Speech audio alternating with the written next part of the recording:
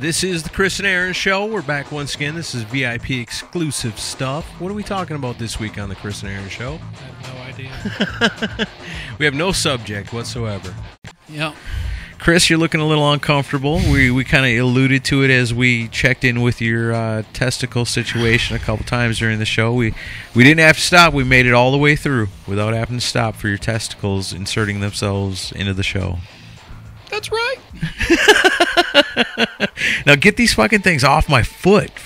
I'll survive, and it's just uncomfortable, but I'm popping like hydrocodone when I go to bed so I can go to sleep. But yeah. they said it's going to be uncomfortable for a week, possibly 2 weeks. Well, and the wheelbarrow must be kind of inconvenient too, huh? And I get a hell of a time getting it up the stairs. Crack all your jokes. Have a good time. I'm glad my pain is your laughter. Oh, man. The movie The Doors not long ago, which from what I hear from Oliver Stone movie? Yeah, from what I hear from Doors fans was highly inaccurate. Yeah. It's entertaining though. It is entertaining. If you want to, I don't think they played up the fact that he stunk as good as they Jim Morrison? Because that was one of the things about Jim Morrison that everybody wasn't. said was he smelled horrible. Oh, I thought you meant he stunk as a singer. No, he was a great singer. He was okay. But his body odor was horrible. What, he like never shower or anything? Never showered, always wore the same leather clothes all the time. Know that. Yeah. So it was like you had to be a special kind of groupie. So he was like the Chris Holmes of his generation. Did Chris Holmes never bathe either? Have you seen Chris Holmes? I think that question answers itself, does it not? Well, it's like we said, only in my mind when I'm trying to hold off. Yeah, if you want to add another 5 minutes to your sex session, just think of Chris Holmes. I was a little kid, because on the inner sleeve, when he pulled out the album where the lyrics and stuff were, was a picture of a chick that had her feathers all in her hair and the stuff just like Dave on the cover. Right. But she was like dancing, but she was naked, and you could see one of her tits and the nipple and everything. And I liked that album so much that I took a black marker and made a little box over the top of the titty so that in case my parents ever found it, they wouldn't take it away from me. You made it Tipper Gore approved. Yes. I was like, man, if they ever take this away from me, I'd be terrible. Like, this picture's so cool, but it was kind of blurry anyway. To get more it wasn't all that material great from somewhere else. Yeah, no, it was blurry anyway. I just didn't want to take the chance. That's too funny. It's funny if there's okay. I'll admit this to VIPs because it is on video and it is on YouTube. If you want to see me playing a backyard party in 1994 in my band, you can see it on YouTube. Mullet and all? Yes. Mullet and all. Although I had a baseball hat on backwards in the video. But yeah, the mullet is there. May have even been a rat tail at the time, I'm not sure. So what's the link? If you're going to YouTube, what do you put in there? You look up the band Primrose Way. Right, yeah. Primrose, all one word. I see. I'm wearing my Pink Floyd Division Bell Tour shirt that I got at the show. Uh-huh. And which is okay. That's okay. I had jorts on, jean shorts. Right. And my guitar strap was a leopard spotted guitar strap. Sweet. Yeah, it's pretty gay looking. So like when the record producer showed up after the show, he was like, "I don't want to talk to any of you guys." Somebody introduced me to that guitar strap. Yeah, right. The guitar strap was cooler than me. The rest of this band sucks, but there's something about that guitar strap.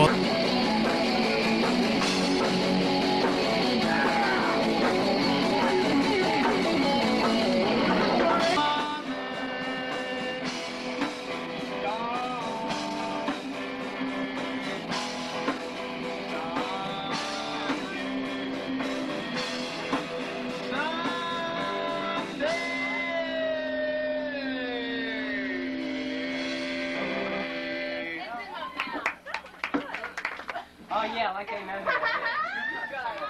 Oh, okay, this is Chris Zach. He's cool. Well, it was the two guys that sung for my band in high school. They're dear friends, but I would not want to do a podcast with either of them. Okay. But one of them is my friend Jeff, and he goes by Jay Alexander. He's written some stuff for the site. Yeah, that's right. And I would do it with with either of them, but it's just scheduling. And I wanted to do something on my own at the time, but it was when I was just thinking about doing a podcast. So when I saw it today, I'm like, okay, so that answers it.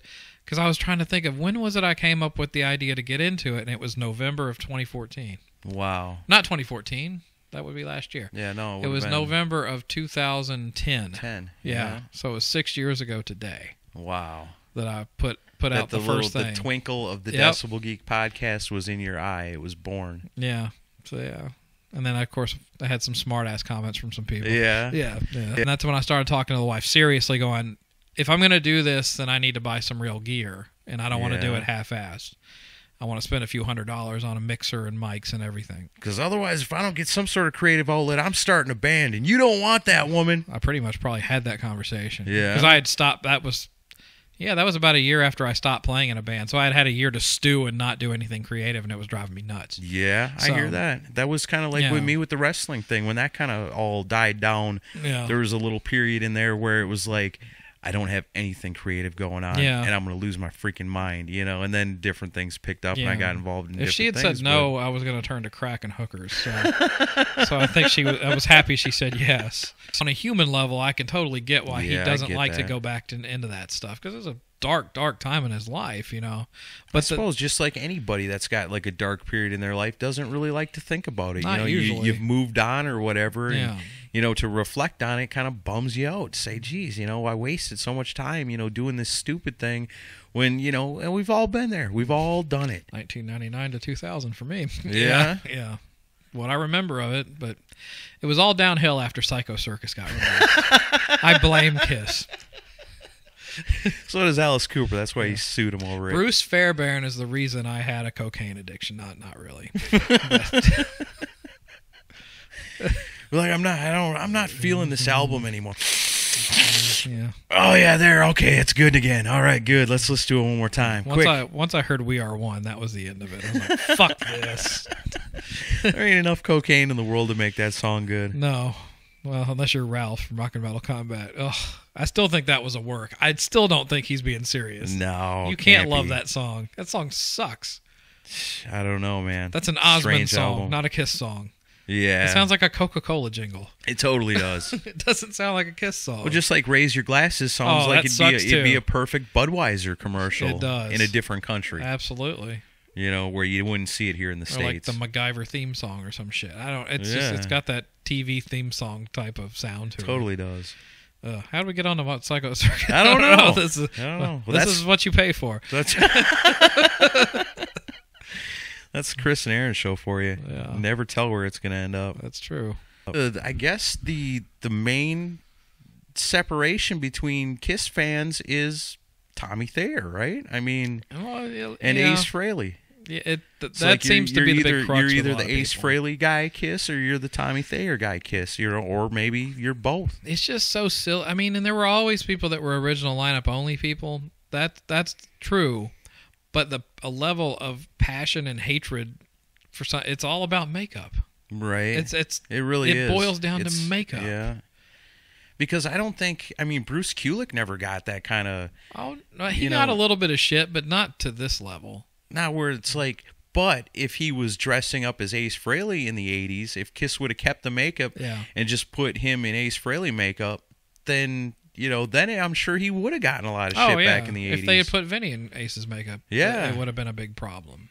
And then I read a thing where they said, in retrospect, maybe we shouldn't have put Eric Carr in Fox makeup. Maybe we should have put him in Catman makeup and put Vinnie Vincent in Space Ace makeup from the very beginning. I wish if we'd gone back, that's what I wish. I've heard them say that, but that's insanity. Yeah, because at that time it would have been way worse than what it is now. Because they were built on those four personalities, not those characters, those personalities. Yeah. When you saw the space makeup, you didn't think of a spaceman. You thought of Ace Frehley. Right. And Peter Criss for the Catman. Yeah. You didn't think of Catman and Spaceman. I'm sorry. No. They did that shit in their marketing, but if you asked an average fan on the street, they'd say that's Ace and that's Peter. Right, for sure. They're not saying character names. No, and I guess now enough time has passed where they figured, is it too soon? Yeah, it's too soon. How about now? No, it's still too soon. How about now? Still too soon. All these years later, how about now? Yeah, let's do it now. I think enough time has passed. Wrong, Yeah, but if you look at their ticket sales, maybe they were right. Yeah, I mean they still sell out. I just stand by the old. I would rather have the KISS that we have now, with Ace Frehley out doing his own thing, with Peter Criss doing whatever the fuck it is he does.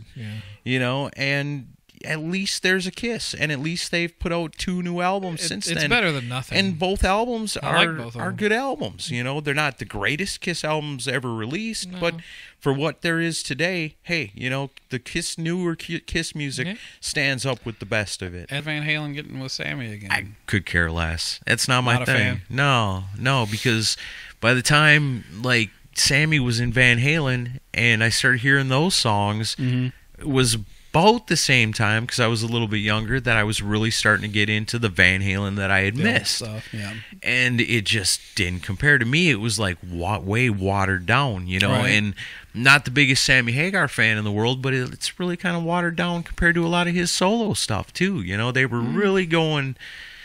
I guess because I didn't buy the albums, all I heard at first was the singles, and the singles were also cheesy. Very radio friendly. Too radio friendly. I was a fan of it, though. I mean, I would go see them live. I mean, Yeah. I enjoy. I know our friends Ian and Ralph from Rock and Metal Combat hate me for that, but I like them. I like them with Sammy. I mean, I would prefer them with Dave. Yeah. But if they went out and toured and played the stuff from the 80s and 90s, I liked it. I didn't like all of it. Now, like stuff like Can't Stop Loving You, that was a step way too far. I like the song Amsterdam. I think that's a fucker good song. rocks. Yeah, Seventh I like Seal, that a lot. And the Balance album had some good stuff on it. But I guess what I need to do is I think maybe I'm finally at the age where I'm ready to sit down and listen to those albums again and try to listen to them with the Fuck album older is years. a good album. Yeah, there's some good stuff on there. I think Man on a Mission's a good I just too. don't know it all that well because I don't have no ties to it, because by then it was like, man, fuck this, man. This is the Van Halen. This is where it's at, because that's what it was all new to me at the same time. I liked both, but I almost view them as two different bands. Oh yeah, totally. I mean, like I like both of them. Just like Van Sharon is one totally different band too. They were good live, one but of the them. album sucked. Yeah, but each one of them eras is so much different than the other, with the only thing being, you know, other than the front men is what it is, because all 3 of them are so different, and all 3 of them are so strong in their own ways that it overpowers the fact that it's Van Halen and really does make it like 3 different bands. Yeah. But Because you're never gonna confuse. I say I'm gonna play you some random Van Halen songs. You tell me who's singing. You're gonna nail it every time. You're gonna know as soon as the song comes on. You'll know You're what like, era. that's Yeah. Dave, that's Sammy, that's Dave, that's Dave, that's Sammy. Well, You a know, lot of that it's easy. is Eddie too. Yeah, he but, composed but differently. then same thing. But if you listen to it and say who's playing guitar, you always know it's Eddie Van Halen. Yeah, but I mean the songs, Eddie almost had a different mindset with the stuff he wrote with Sammy than with Dave. Which I wonder how much of a hand Dave had in the songwriting of the early stuff. Now nobody can tell me keyboards are a bad idea. Haha. He's got such a glorious voice, but he never uses it. Well, we weren't even thinking about his voice. We were just thinking about getting high. That's all. That's all any of us cared about back in those days. Right. And like, it's funny because me and him both are pretty much clean now, but aside from a beer. But yeah, back in those days, that was all. I was going to say, do you guys want to smoke a bowl? That's all you. But that's all we cared about back then. But let's say, we'll think of some stories we could tell. Well, okay, the voice. The only reason why you ever came to me is because I used to love to sing the first intro part to Black Sunshine. Oh, right, and you did a From modified version of that for Camaro's cutout band. Yes, yeah, that's right. That's kind of how it. Oh, this is written the origin. This goes back to college, yeah. Yeah, that's kind of how it all came about. Wes used to beg you to do that all the time because my best friend, who was the drummer of my band, Wes, would come. He would come up to MTSU to get high for free and to look at college girls because he was a drummer and a moocher, and hang out with us and beg Nathan to do the intro speech to Black Sunshine by White Zombie because he could sound just like the record. Yeah. So now I have to ask you. What do you have to ask me? Can we hear it? Can you hear it? Yeah. Can you do it? Or do you want another beer before you do I it? can. That's the thing. That's the problem. The lyrics. I know part of it. I Rip think the I'll wheel. botch it up. See, you talk about people coming back and be like, "Man, that guy." Oh no, That's No. right. Well, that's Our this VIPs is understand. That'll be this yeah. right here. Because if I do it, I'll probably mess it up. But, do what you can remember. all right. Rip the wheel as Knuckles ran white with desire. The wheels of his Mustang exploding on the highway like a slug. True death. 400 horsepower of maximum performance, piercing the night. This is Black Sunshine. That's awesome. And I used to know how to play the riff to that, and I would play it after you did it. So cool. Love that band too. Yeah. You got to figure that these bands have been promised things. You know, Right. hey, we're wiping out the hair bands. You guys are going to be the thing. You know, don't wear the makeup. Don't tease your hair up. No Aquanet. None of that shit. You guys are going to erase them. Right. And then in 1992, when Firehouse wins that award, and Alice in Chains and Nirvana are sitting out in the fucking crowd and they don't win it, that's got to be crazy to them. Probably. Because they were told, this music's gone. It's over with. No dead. more Crew, no more Poison, and no more Firehouse, or none of it. But then Firehouse wins. Well, That's crazy. Like So a- if the record companies control all of that, how does Firehouse even win that? I don't know. Was it a clerical error? I don't know. It's really odd. It's like, what's his name? Reading the wrong name at the Steve Harvey. Yeah. It's like Steve Harvey was up there giving out the award. Oh, jeez. Slaughter, they threw it. They threw the contest. They opened it up and saw it was Nirvana. That'd be funny if that was said, the fuck truth. this, and crumpled it up. Mark Slaughter sticks it in his pocket and says, congratulations, Firehouse. It's a conspiracy. A good A conspiracy. conspiracy to save hair metal. Yeah. I guess that's about it. Are we still recording all Yes. this? Oh, shit. Yeah, man. This can't be It's interesting to anybody. We're approaching actual full episode territory. Okay, here. why not? We're all fucked up anyway. So. This is the Chris and Aaron Super Show.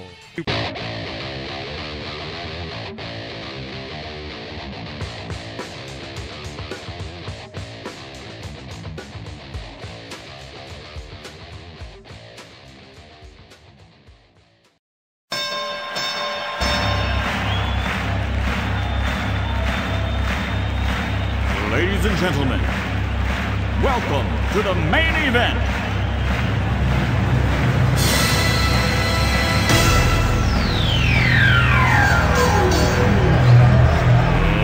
Let's get ready to rumble!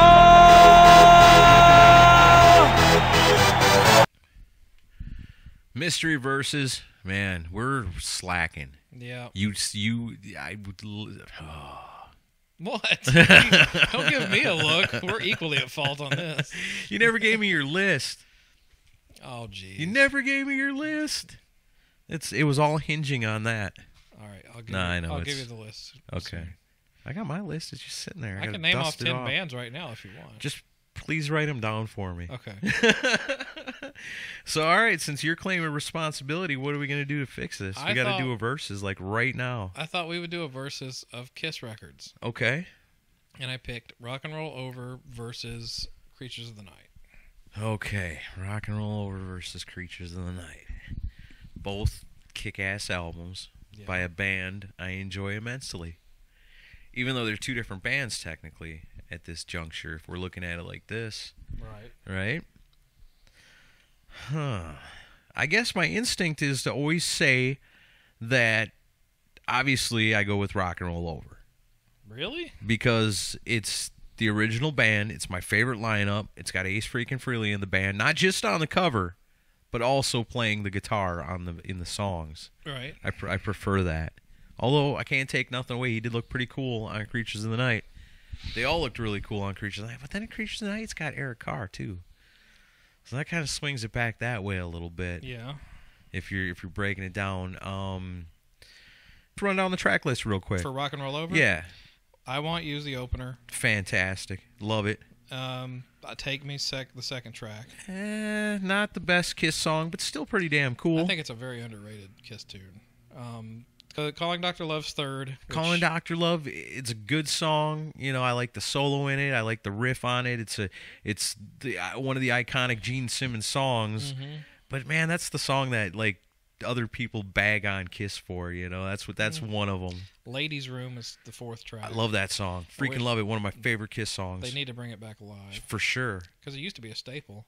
Oh, man, it's great. Baby Driver is fifth, which gets a lot of shit from people. But I think it's one of the better Peter Criss songs. I've always liked it. And then the album closes with Making Love. Making Love's a good song. I always love that opening riff. That Even that's though it's freaking awesome. Communication Breakdown just rewritten. Still, it's heavier and faster. It's good. It's cool. And I never liked it live. No, because Paul botches the vocals. Here's something funny. He never says "making love." He just goes "love, love, love." It's just won't I don't know. I don't like the way he sings it. When I was younger, like teenager, I guess, I always thought it was like hokey to say "making love." Yeah, that's like sounds like some creepy old dude. Yeah, like yeah, exactly. And it's like, shouldn't this song be like? Wouldn't it be cooler if this was "making out"? Making out. Making out.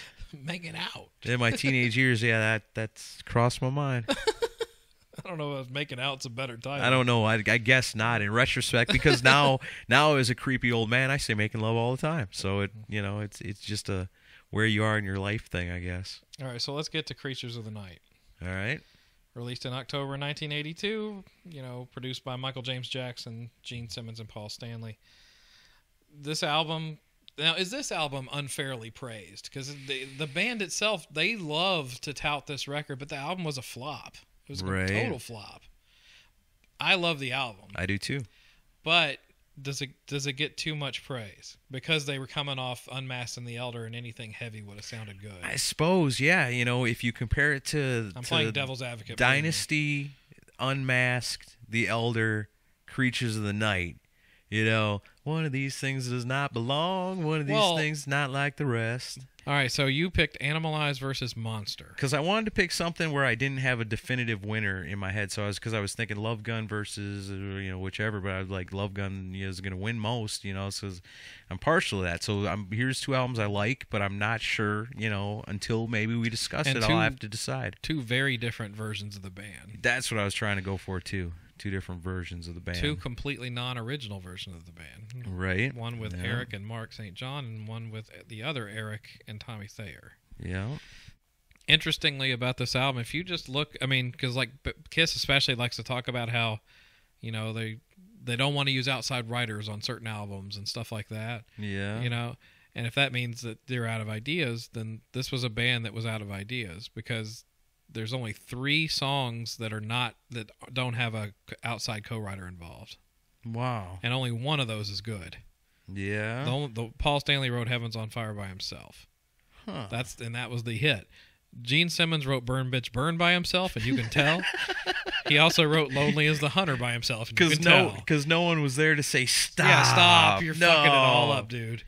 No one needs to hear about logs and fireplaces. Even though your lumberyard's going to be a huge success.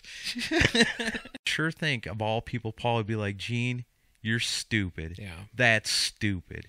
And maybe Gene was like, you don't know what you're talking about. That's awesome. No, he was more like... Chicks are going to dig it. He's like, I don't care if you like it or not. I'm going off to film this next movie. Right. So if you want a contribution on this album, here it is. Yeah. Gene was totally using Kiss just for the paycheck at this time. Yeah. But, you got to have a place to write off your wig salary. Oh, man, that's bad. Your expenditures. Mark St. John was like the evil cybernetic robot version of Vinnie Vincent that Abner Devereaux created.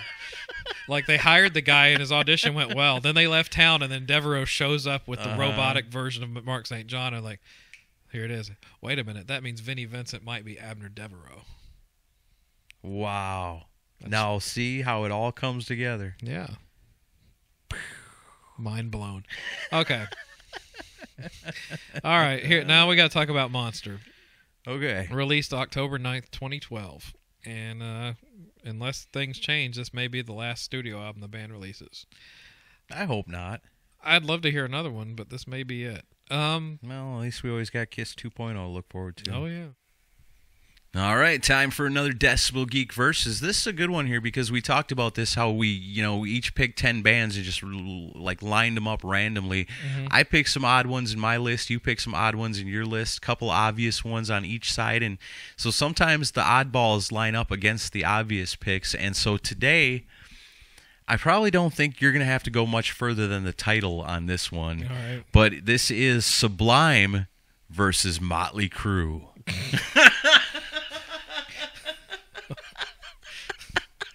Alrighty. I don't mean to laugh because I really, really, really like Sublime. Sublime is one of those like guilty pleasures of mine, I guess, because they're such a weird band and so different from the Motley Crue kind of music that I just love, more than anything. But yeah, well, let's just before we come to any conclusions before they're due. Yeah, I see you're rolling your eyes. Let me preface my argument by saying I only know what I've heard on the radio by Sublime and what little Aaron has played on the show. Okay. So I'm uneducated. But then Motley Crue, I own every album in the catalog. Right. So this is going to be pretty easy. It's a little unfair. But just for the hell of it, I guess, let's look at the stats here. When it comes to years together, well, that's a no-brainer. Motley Crue's been together since 1981, all the way through current, different versions, but it's always been Motley Crue. 34 years. That's it. It's going to come to an end this year. Sublime, 8. Well, short-lived. Burn bright and crash hard. I will say this. Bradley Nowell today sounds better than Vince Neil today. Bradley Nowell's dead. Exactly. Okay, moving on. Studio albums released over the years. Motley Crue comes in with a whopping 9 freaking awesome studio albums. Sublime, 3. Motley Crue has 9. That's okay. Yeah. Albums sold over the years, Motley Crue, out of those 9 albums, plus all the live ones and the greatest hits and all the great things they've released over the years, over 100 million album sales worldwide. Sublime, not bad for only coming out with 3 albums, but they come in at 17 million. That's pretty good. Most of them off that one album. Mm-hmm. Hit singles, well, Motley Crue's had Dr. Feelgood was its highest peak in the U.S. at number 6, Without You at number 8, Girls, Girls, Girls at number 12, and over the years they've had 13 Billboard Top 100 hit singles, so that's pretty damn good, over the years. Mm-hmm. And but the one thing they don't have is a number 1 hit single. Motley Crue's never hit number 1. Sublime has. Yeah. With What I Got. Yeah, which definitely was number 1. Everybody's heard that song. And follow up real close with that with Santeria and Wrong Way, which each went to number 3. I do love Wrong Way. Yeah, Santeria is a good song too. Mm-hmm. Doing Time is another good one that came in at number 28. All of their hit singles from 1996, from the self-titled album. They were huge that year. That was, that's one of them things where sometimes you think about if you die, will your band be more successful than if you're alive? All right, time once again for Decibel Geek Versus, a little something for our VIPs. This one's been a little while coming, but I think it's a good one. We finally got the list of 10 bands from Chris. The hell's been the holdup with that? I was putting a lot of thought into it. But we made it nice and easy and just matched them up, just 10 for 10, nothing, just kind of random. And so this week, the first one we got is a good one. This is a really good matchup, and it's pretty even on both sides, and I think you're going to agree. But this week's Decibel Geek Versus is Stryper versus W.A.S.P. Okay. It's like the old heaven versus hell. Remember that used to be the thing back in the magazines? Now Blackie's a born-again Christian, so it's kind of heaven versus heaven. Heaven versus a little darker and scarier heaven.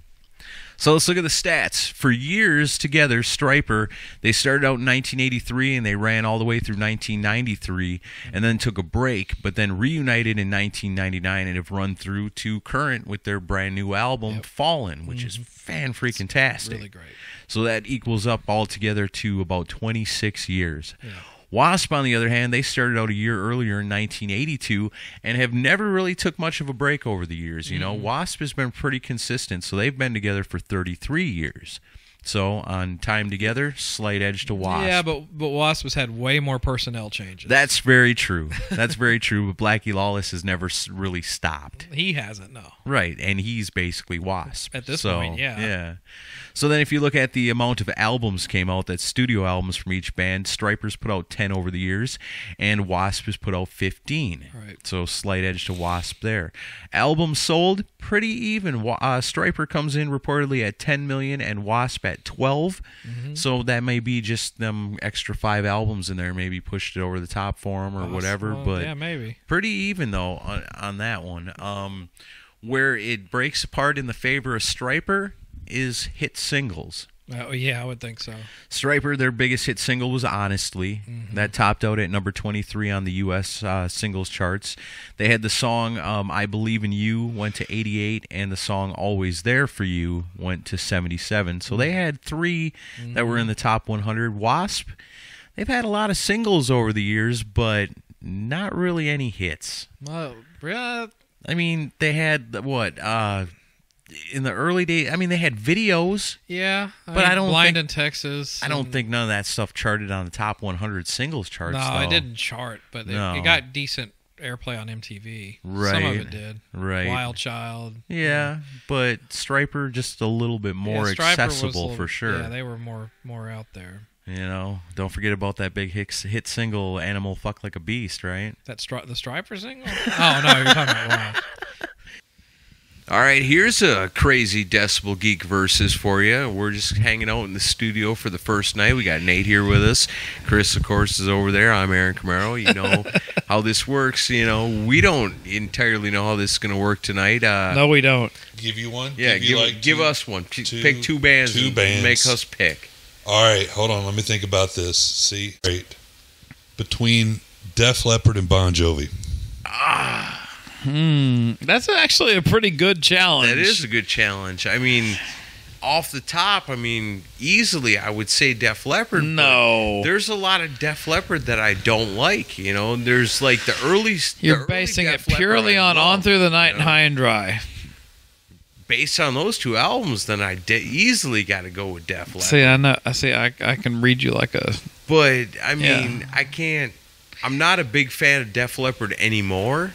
Like, after Hysteria... Have you heard that new one?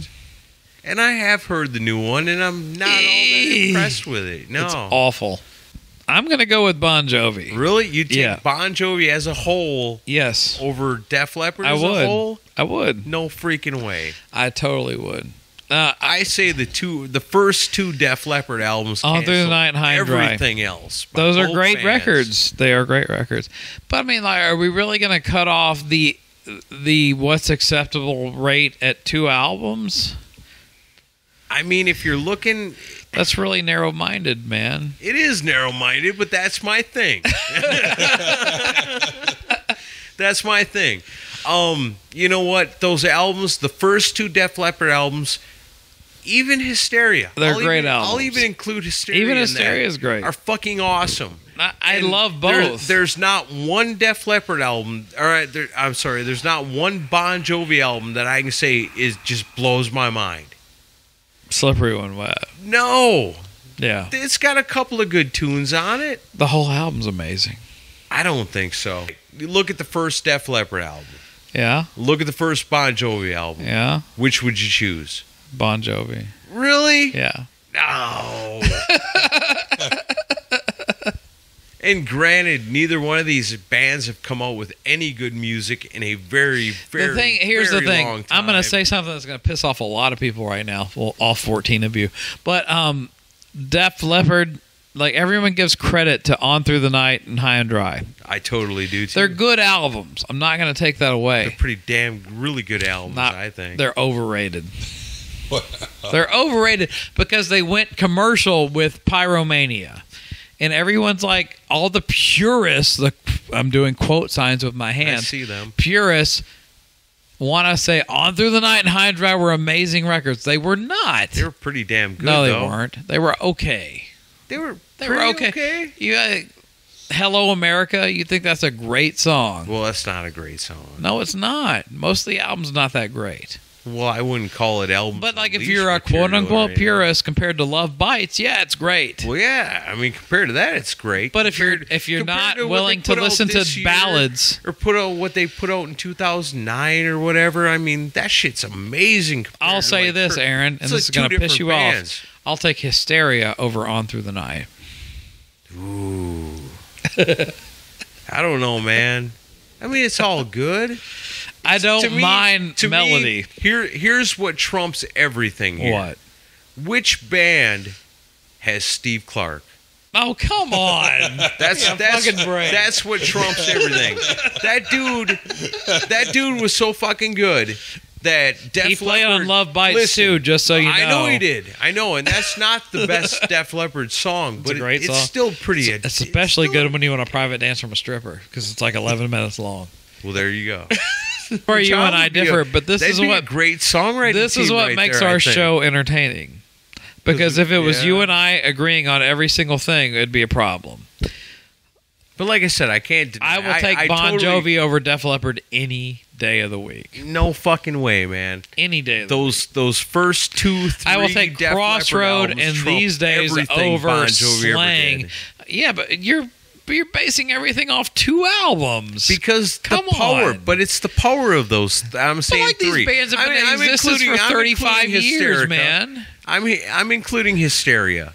Okay. You know, and I'm basing the fact that after Hysteria, Def Leppard has not come out with anything fucking good at all. How can you not like Pour Some Sugar on Me? How can you not like Armageddon It? I love Armageddon It.